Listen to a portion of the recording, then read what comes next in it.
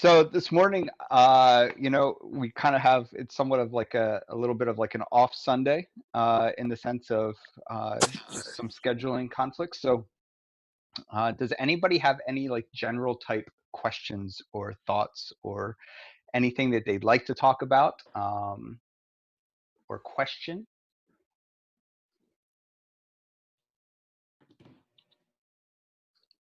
Anyone? Bueller? I have a question because I was rereading 2 and reading 3 because I guess I was ahead a week. I don't know. But I was reading, trying to do the assigned homework, and I couldn't find exactly what the assigned homework was. And and when I reread 2, I remembered that last week we were talking about something and I forgot what the significance was, so I hope you could repeat it. Uh-oh, that was a Um, long time ago. you can do it. That's very vague. I'm going to, David says that's vague, like I'm going to stop there. I'm going to be specific. There was some significance to the people saying, oh, they're drunk. They were discounting the fact. But there's I don't. more than just that they were discounting the fact. There was something else I think that you said, Don. There was some Well, significance that I forgot, and I was like, oh, well, I well, thought I there. filed it away, but I buried it. Sure. So there's lots of passages in the text, and I don't remember exactly what I said. Does anyone remember specifically what I said? The meeting is being recorded. Yeah, you can go back and watch it. It's on YouTube now. Oh, okay. But it, Let's do that. the whole accusation of being drunk um, is very Dismissive. biblical in the sense of like, there's things in Torah about, if your child is drunk, and that's right in the same passage as being cursed and hung on a tree. And then there's, just accusations of drinking, but it was 9 a.m. I Right. do So love it that. wasn't just that they were dismissing. I remember. It wasn't just that they were dismissing, that they were like, all those people are sinning. Right. Well, and not even so much. I don't know that they felt that drunk was sinning as much Okay. as they were untrustworthy, in that, right? Okay. Um, Drinking as a sin is really kind of more of a modern idea than it was of an ancient idea, right?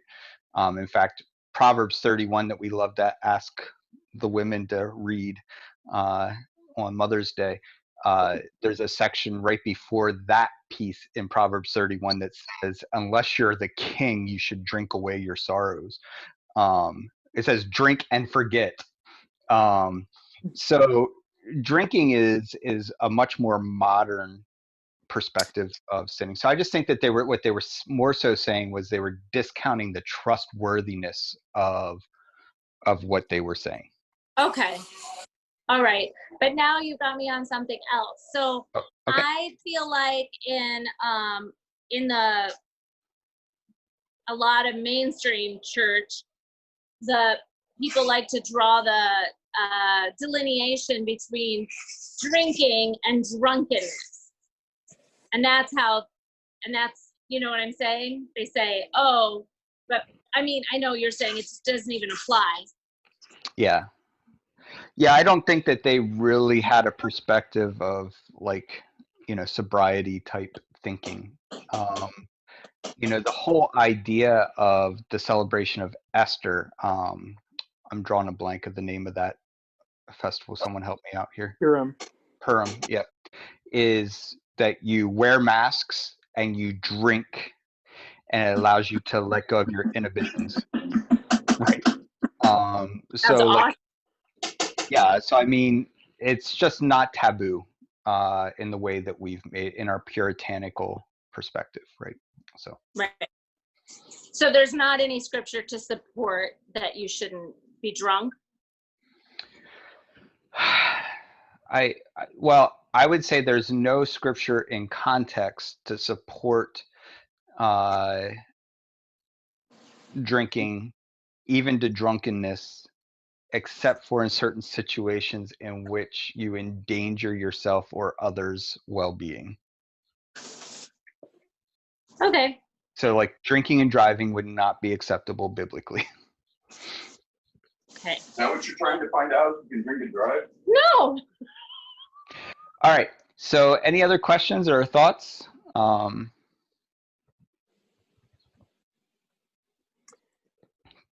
So I wasn't here last week for most of it, but so forgive me if I'm kind of rehashing because I also didn't go back and watch the recording. That's fine. But I thought it was interesting, and too, in terms of thinking about this in terms of kind of a revolutionary movement, was that the way Peter kind of, he is talking about Jesus, but like all of the evidences that he brings, other than saying, attested to you by God with deeds of power, wonders, and signs, all of the Right. evidences that he brings is basically from David, and from the prophecies. And so I just thought, in terms of like our current movements and revolutions, kind of how people, there's the people that say, like, kind of each time it's about the most recent martyr, so this is for Ahmed, or this is for Brianna, or this is for Trayvon, and then there's the people in those that they go back and say, well, no, these are our founding texts, whether that be Martin Luther King Jr. or Malcolm X, or the Declaration of Independence, or the Proclamation on Juneteenth, so it's kind of, so I was just kind of looking at kind of the, I guess this won't be more of a Tana thing, like a rhetorical analysis of what Peter is doing, and to like how he's bringing those earlier texts of Joel and David, and marrying it to the, like, literally the things that have happened in the last few months, Yeah. And so anyway, I just thought that was in part interesting about like a way of making that connection and making it of connecting Jesus to these messianic texts and kind of explicitly drawing those lines for the listeners. I also thought it was interesting because when he starts that right after the Joel quotation, he says, "You that are Israelites, listen to what I have to say."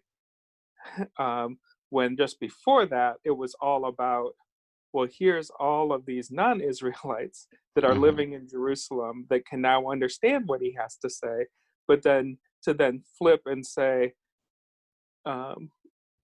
listen to me, you Israelites. And I didn't know if that was because he was going to be quoting directly from David, or whether it was because somehow the Israelites in Jerusalem would be more familiar or more interested in the recent crucifixion of this Israelite, than the converts. Anyway, so that was just something.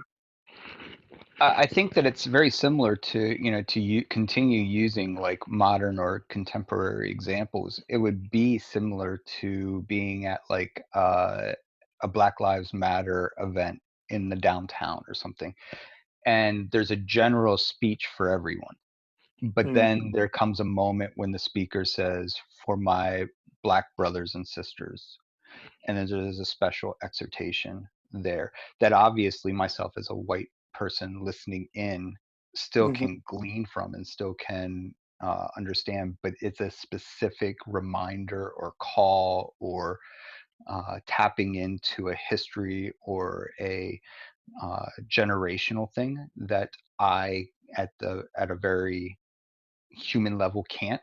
I can intellectually or maybe empathetically connect, but there's something deeply embedded.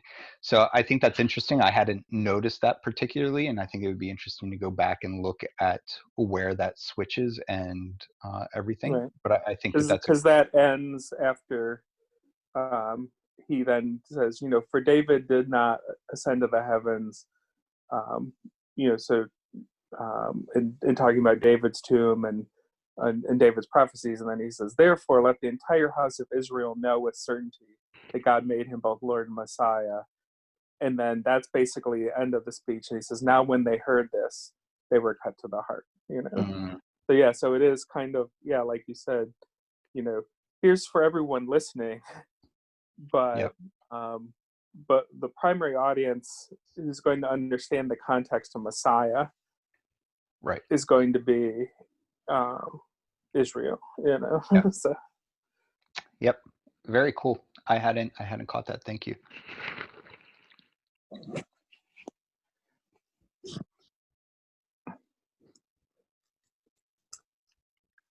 Anybody else? It doesn't have to be Acts. It can be other things as well.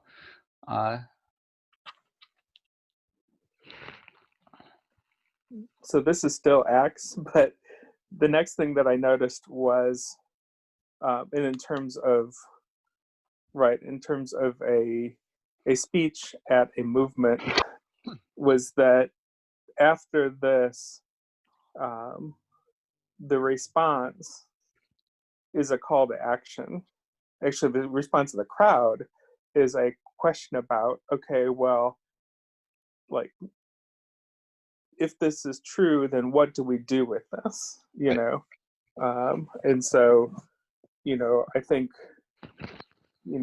that as well, we see in, I think, effective modern movements is not just to, not just give a eye-opening speech or a rousing speech, but it's a speech that actually has a practical call to action. Yeah. Or that at least will induce that in people to say, well, like I can intellectually assent to Black Lives Matter, but then my next response should be, brothers, what should we do? Right. Absolutely.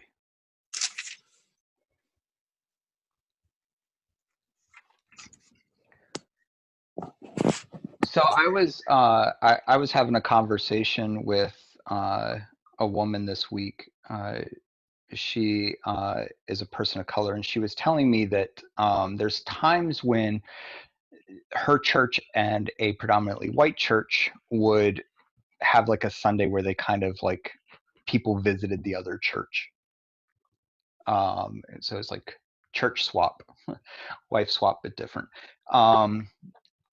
And Amanda, I'm talking about the TV show.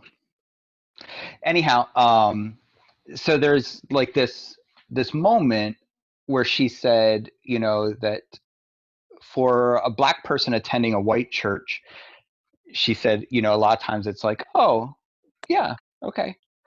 She's like, but when what her experience has been that when white people attend Black church, their response is always like, wow, this was really powerful.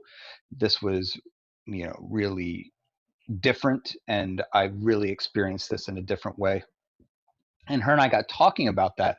And one of the things that I suggested, and I don't know if this is true, I'd love your thoughts, but I think for most of us in the white church, excuse me,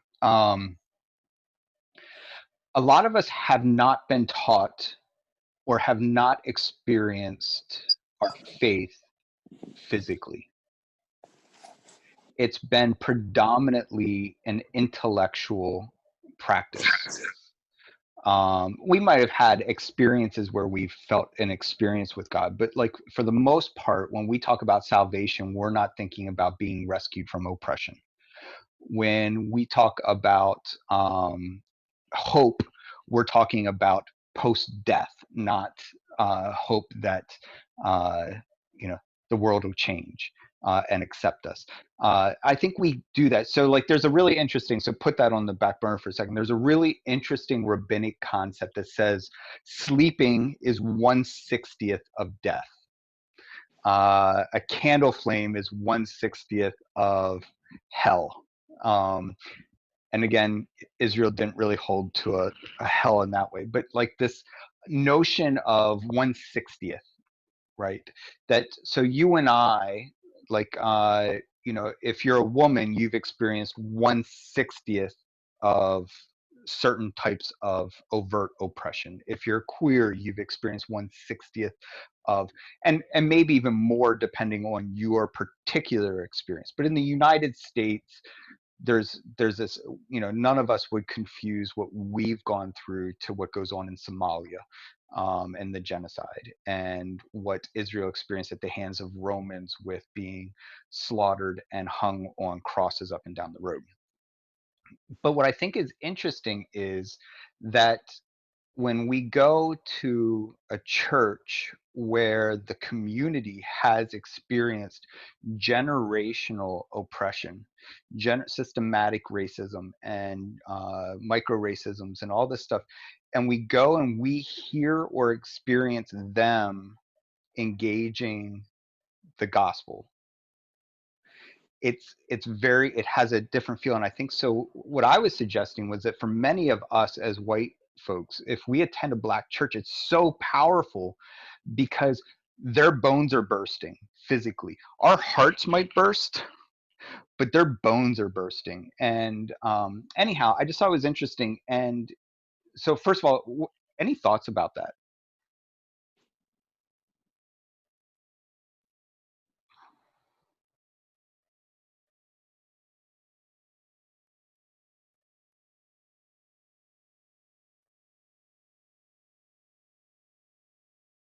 I think from my experience, so I'll talk about my experience with two churches, one of which would be a church,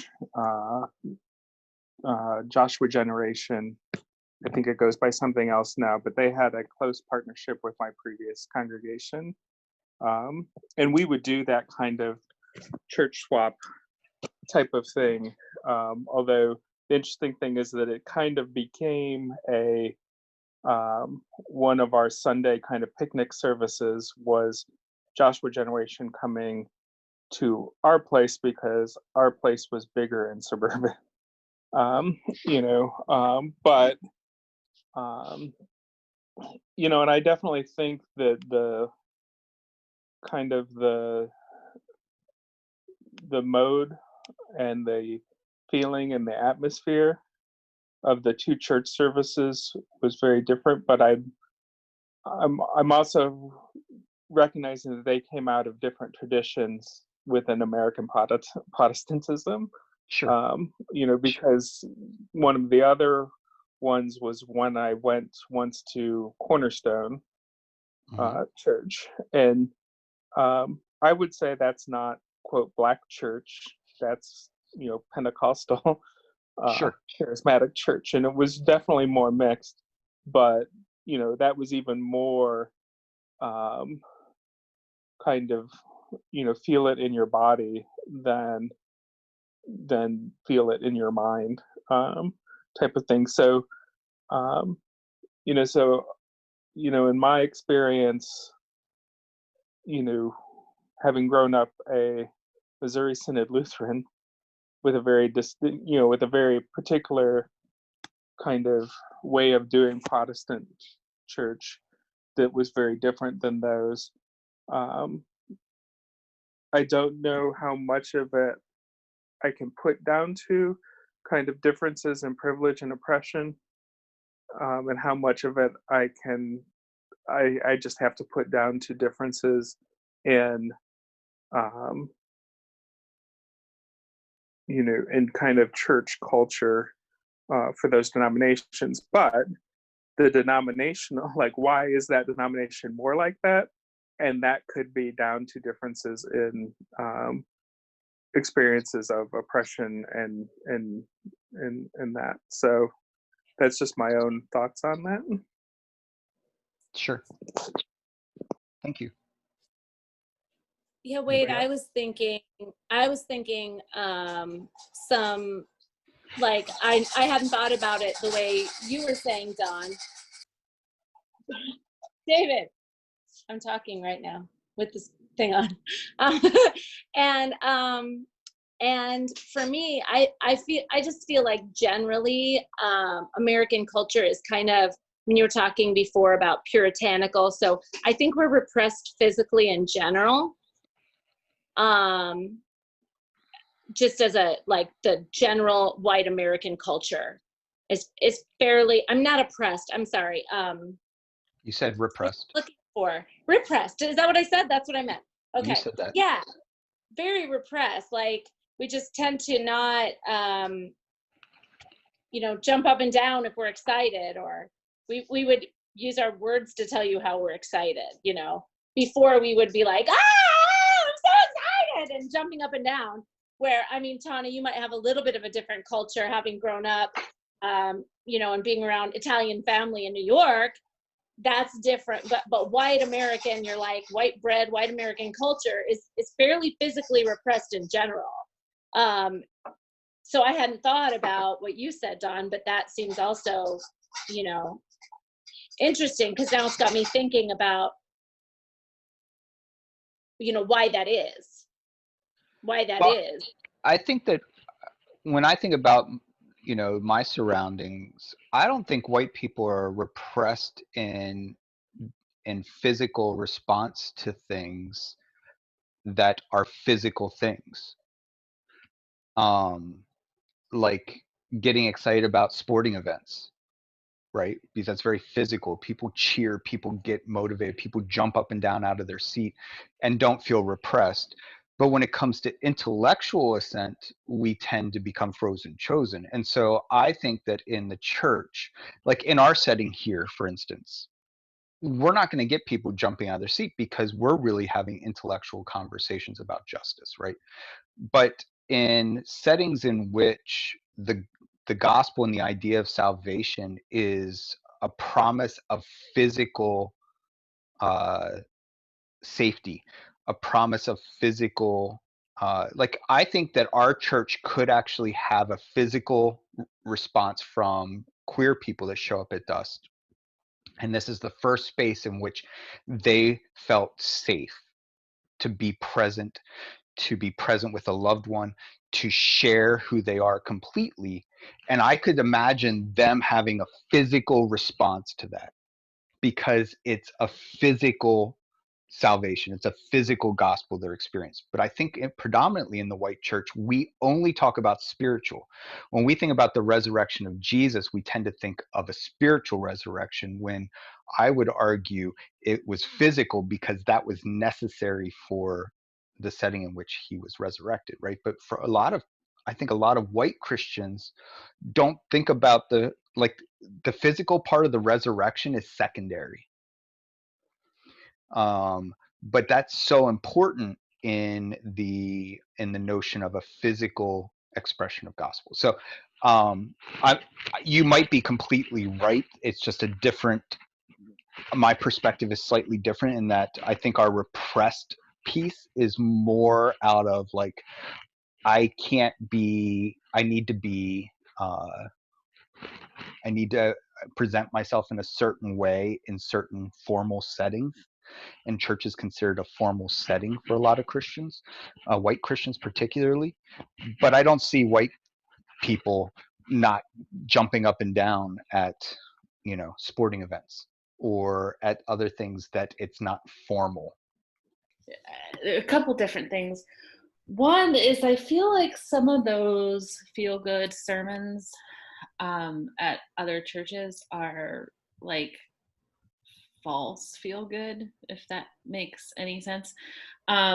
Because first of all, I feel like everything is built on the notion of total depravity, that we are just born sinners, and gosh, there's no hope for us at all, and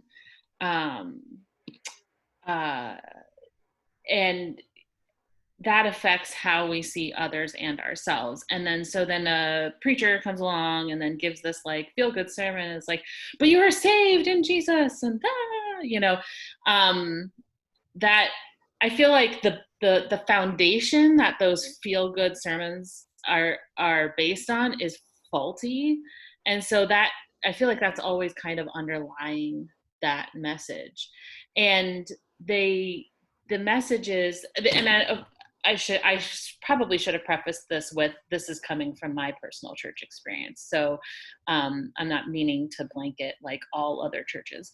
But it's also in my experience, very focused on the personal relationship with Jesus Christ, which to me is very bound up in this whole sort of notion of individual responsibility, and that kind of thing that we have in this country that is just so prevalent.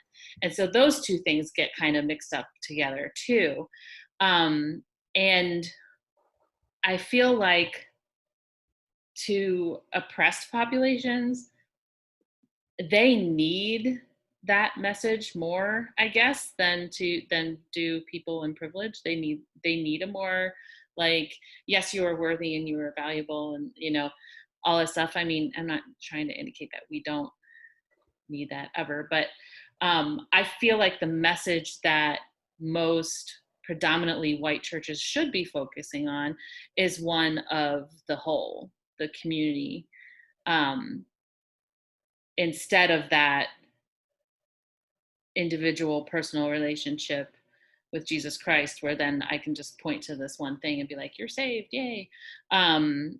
It should be, okay, who do you think you are in scripture, in the message, and what can be your role to help others be liberated?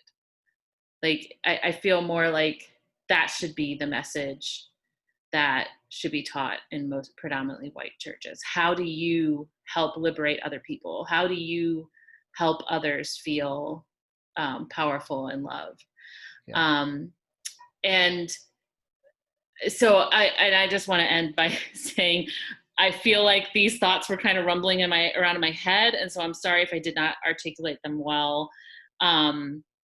But I definitely don't want anybody to get the message that like, oh, we should never preach anything positive at white churches, and like, you all suck and you should never feel loved by God. Like, I hope that did not come across at all. I'm just trying to emphasize. Just now. Oh, great. I just wanted to emphasize the part that we should be focusing on what role we can play in helping everyone else.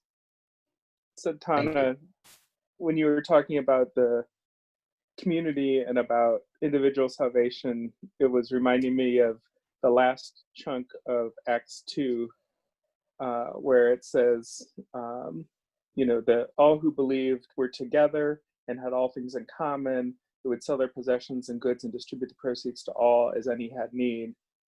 And then it ends with, and day by day the Lord added to the number of those who were being saved. And so it's just interesting that like the intellectualists who say, oh, salvation is an individual thing, it's a numbers thing.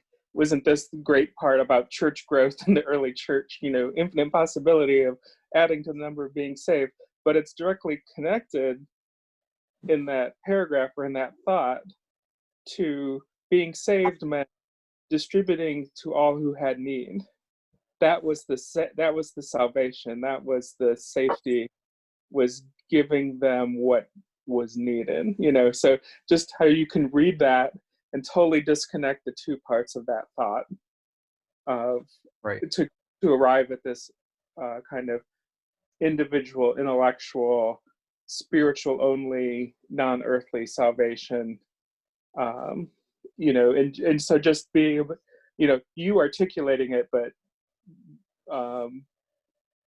me seeing it in the text that we had just been reading, in that one paragraph. So hi Ruby.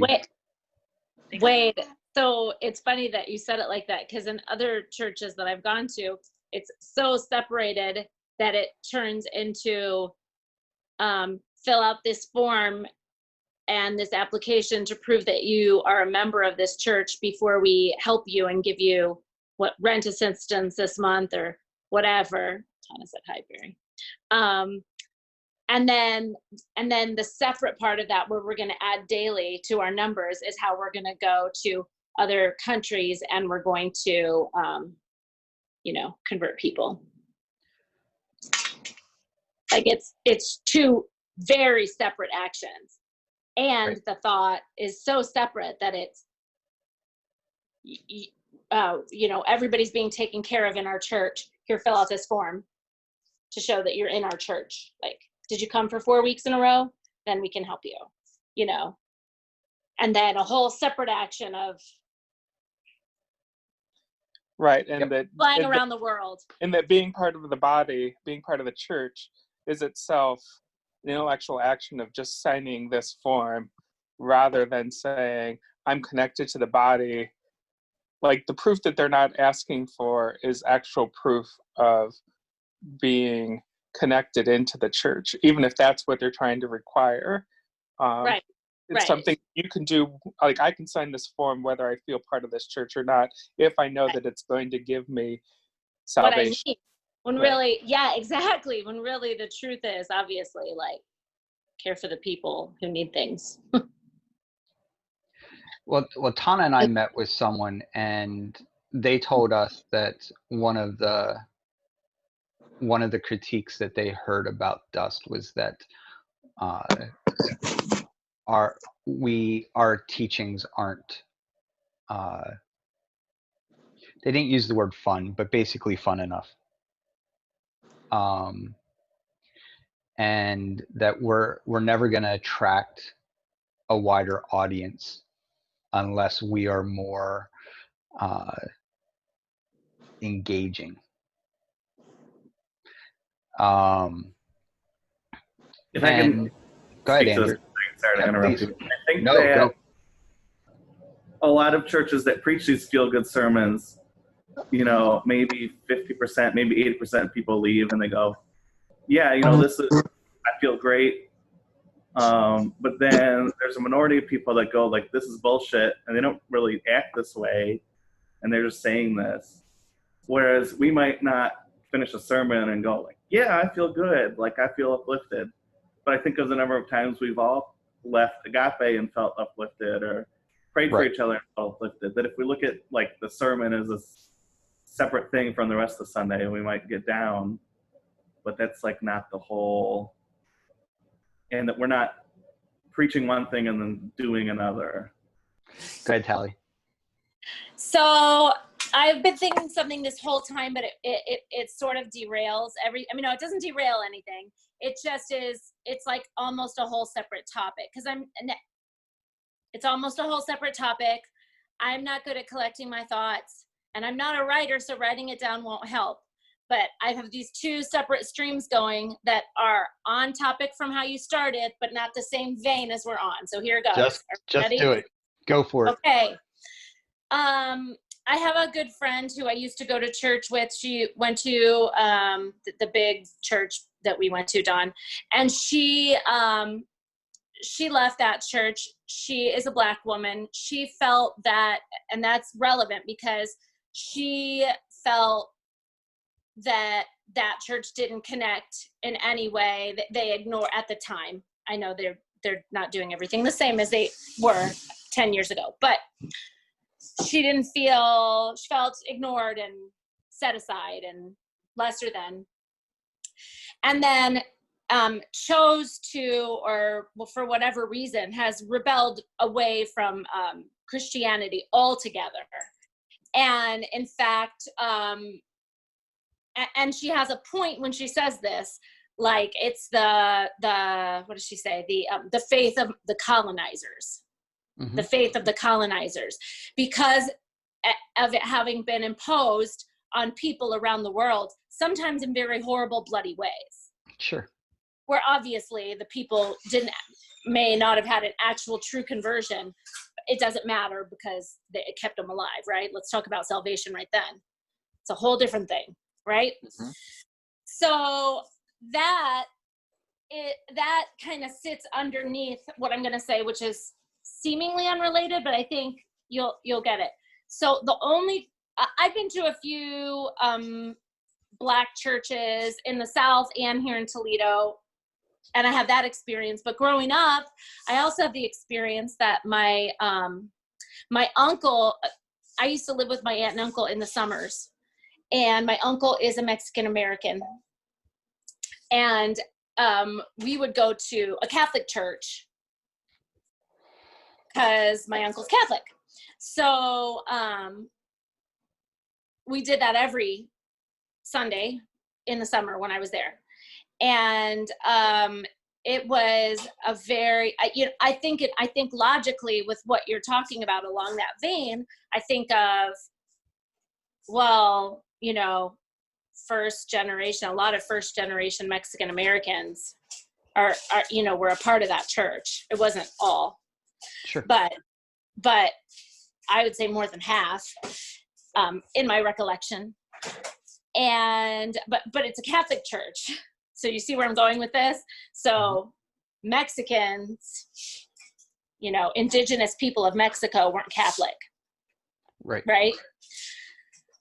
But I'm thinking about a Catholic service, that their Catholic service isn't any different from other Catholic services I've been to, or they don't even call it that, right? Mass. It wasn't any different from any other Catholic mass that I've been to. So I'm not trying to push against your logic, to be clear, because It'd be okay if you were. I know, but what I'm saying is it's just all going around in my head, and it's just different points that it neither confirms or pulls away from what you said. It sounds like it pulls away from it because what I'm saying is in this Catholic church that was predominantly Mexican American, it was a reserved environment. Sure. It was not a physically boisterous environment. It wasn't a vocally boisterous environment. It was a very buttoned up, what you would expect of a Catholic service.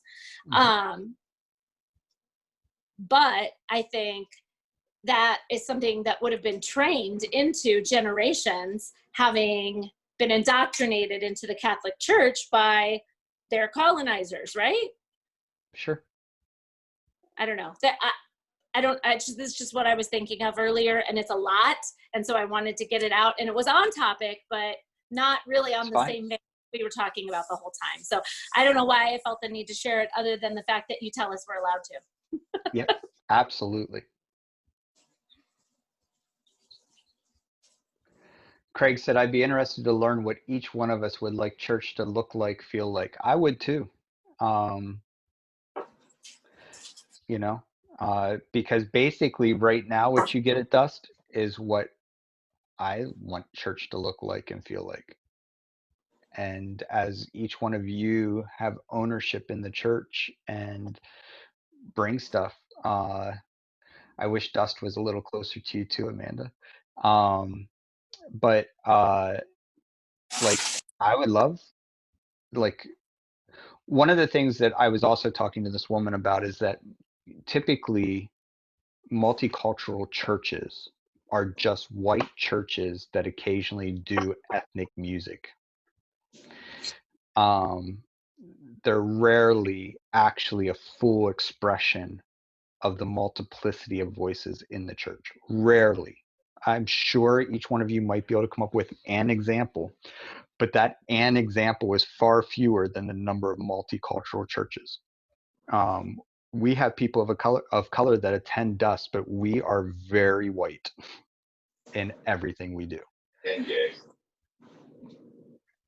Sure. And so that's important for us to recognize that as each person in this space right now takes ownership, the hope would be that Dust would look differently. So I'm with you, Craig. I'd be interested too. I'm unmuted because I have a text already composed about meeting with you, Don, but I'm just going to say, and I know you know, that I felt at first when you were talking about feeling like the church that you don't get to have happy fun service, and that there's not that, like, I feel some level of personal responsibility, because I feel like that I should have some hand in helping to bring about music, which we all love, and we don't do often. And I think sometimes that can be that portion for people, you know. It's interesting because I know we probably all sort of talked about in the past, not together, the idea that worship isn't just music, but by the same token, you know, for a lot of people that allows that release, that it connects, you know, in a different way. Obviously, it reacts in our brain differently than a discussion does. Sure. So I think that you know, but then now you're saying, what do each one of us want it to be, and how can we help it be that, right? That's cool. But then a lot of times I find myself going, well, take a step back, cis white female, let somebody else say what they want it to be. Let somebody else help make it what they want it to be. And we don't need people to step back. We just need people to be flexible when other people step forward. Okay. So that's more so. I think that if we all step back, then no one is forward. That's up. I can tell you, and again, this is you know, a little bit of a counseling session for me, is that all the other elements, agape, the get together, the hanging out before church in the lobby, music, those are the moments that I get to worship. Right. And I think that's also what's been hard on me since we've moved to Zoom only, is that I just work on Sundays. I mean, I love being with you guys. I don't want to take anything away from that. And I enjoy laughing and interacting with you, and I do learn from everyone. But Sundays are just work now for me. I prepare teaching, I'm leading the conversation, I'm keeping things going, I'm running and facilitating. And even when we met physically, you know, if I'm greeting and I'm doing the teaching and we're like those elements, I really miss collaboration. So yeah, so I think I think we're at a good place to stop. And I think this actually is pertinent to, you know, like how does dust become a revolutionary space? And I think that it has to be more than just, you know, a space where I think it needs to be more of a collaboration of voices than just primarily mine. So I would love to see that. And that's a good thing for us to be thinking about as we're doing Acts, as we're walking through Acts. So, all right, I am going to, yep, did you guys on Tally? Do you want to sing a song right now, or do you want me to? I am always open to music. Okay. So I will stop the recording though, so we don't get, what, Lee? We could sing happy birthday to you, Don. Tomorrow's your birthday. Tomorrow is my birthday. Well, let me stop the recording. Let me pray first, and then we'll stop the recording so we don't get nailed on YouTube or whatever for for copyright. So, Lord, you are good, and I am so grateful for this group of people that I have been around pastors my entire life, and honesty with a congregation that isn't anger is so rare. And it's so good to be able to have honest conversations and feel safe to do that. And Lord, I just thank you for the graciousness and mercy of these people that you've surrounded me with. Lord, I pray that Dust continues to strive to be a congregation of liberation and of justice. Lord, may we find the joys and the celebrations and even the happiness and the laughter in the midst of it, and may we be more willing to laugh and celebrate. I love you. I praise you. I give you all the glory. Amen.